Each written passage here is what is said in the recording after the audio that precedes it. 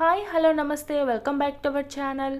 ఈరోజు మనము meal maker 65ని తయారు చేసుకుంటున్నాం. అచ్చం చికెన్ 65 లాగా చాలా టేస్టీగా ఉంటుంది. ఇంకా మీల్ మేకర్ 65ని మనం చాలా సింపుల్గా ప్రిపేర్ చేసుకోవచ్చు. ముందుగా మనం ఇలా 1 కప్పు మీల్ మేకర్ తీసుకోవాలి. ఇక్కడ నేను మీడియం సైజ్ మీల్ మేకర్ తీసుకుంటున్నాను. ముందుగా మనం ఇలా స్టవ్ ఆన్ చేసుకొని ఇలా ఒక గిన్నెలోకి వాటర్ పెట్టుకుందాం. ఇలా ఈ వాటర్ మనకు బాయిల్ అయిన తర్వాత ఇప్పుడు ఇందులోకి 1/2 టీ స్పూన్ దాకా సాల్ట్ వేసుకొని ఇలా ఒకసారి కలుపుకున్న తర్వాత ఇప్పుడు ఇందులోకి మీల్ మేకర్ వేసుకోవాలి. ఇలా మీల్ మేకర్ వేసుకున్న వెంటనే మనము స్టవ్ ఆఫ్ చేసుకుందాం.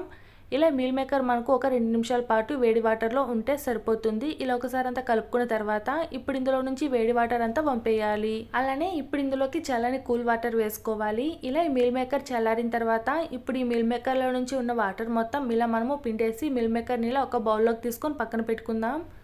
చూసారు కదా, ఇలా ఈ మీల్ మేకర్ అంతా చల్లారిపోయిన తర్వాత ఇప్పుడు ఇందులోకి 1/2 టీ స్పూన్ దాకా పసుపు, అలానే 1 టీ స్పూన్ దాకా కారం, అలానే 1 టీ స్పూన్ దాకా గరం మసాలా, అలానే ఇందులోకి 1/2 టీ స్పూన్ దాకా సాల్ట్ వేసుకోవాలి. మనం ముందుగా మీల్ మేకర్ ఉడికించుకునేటప్పుడు సాల్ట్ వేసుకున్నాం కదా, అందుకని 1/2 టీ స్పూన్ దాకా సాల్ట్ వేసుకుంటే సరిపోతుంది. అలానే ఇందులోకి 1/2 టీ స్పూన్ దాకా ధనియాలు జీలకర్ర పొడి వేసుకోవాలి. అలానే ఇందులోకి 2 స్పూన్లు దాకా మైదా పిండి, అలానే 1 స్పూన్ దాకా కార్న్ఫ్లోర్, అలానే చిటికెడంతా ఇందులోకి కలర్ కోసం కొద్దిగా ఫుడ్ కలర్ వేసుకోవాలి. అలానే 1 టీ స్పూన్ దాకా అల్లం వెల్లుల్లి పేస్ట్ వేసుకొని కొద్దిగా వాటర్ వేసుకొని ఇలా ఒకసారి అంతా బాగా కలుపుకోవాలి.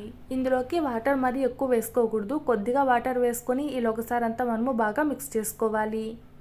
చూసారు కదా, ఈ విధంగా అంతా కలుపుకుంటే సరిపోతుంది. ఇలా అంతా కలుపుకొని పక్కన పెట్టుకుందాం. ఇప్పుడు డీప్ ఫ్రై చేసుకోవడానికి ఇలా స్టవ్ ఆన్ చేసుకొని ఇలా ఒక పెనంలోకి ఆయిల్ పెట్టుకుందాం. ఆయిల్ ఇలా బాగా హీట్ ఎక్కిన తర్వాత ఇప్పుడు మనం కలిపి పెట్టుకున్న మీల్ మేకర్ ఇలా ఒక్కొక్కటిగా ఆయిల్లోకి వేసుకొని ఫ్రై చేసుకోవాలి.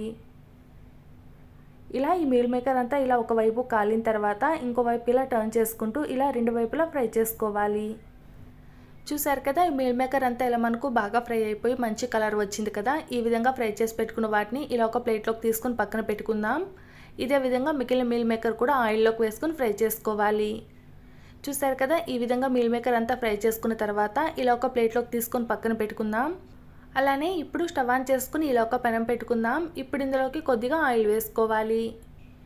ఇలా ఈ ఆయిల్ కాస్త హీట్ ఎక్కిన తర్వాత ఇప్పుడు ఇందులోకి సన్నగా కట్ చేసి పెట్టుకున్న అల్లం ముక్కలు, అలానే వెల్లుల్లి ముక్కలు, అలానే కట్ చేసి పెట్టుకున్న పచ్చిమిర్చి, అలానే ఉల్లిపాయలు వేసుకుని ఫ్రై చేసుకోవాలి. ఇవి ఇలా కాస్త ఫ్రై అయిన తర్వాత ఇప్పుడు ఇందులోకి కొద్దిగా కరివేపాకు వేసుకొని ఇలా ఒకసారి అంతా బాగా కలుపుకుంటూ ఫ్రై చేసుకోవాలి.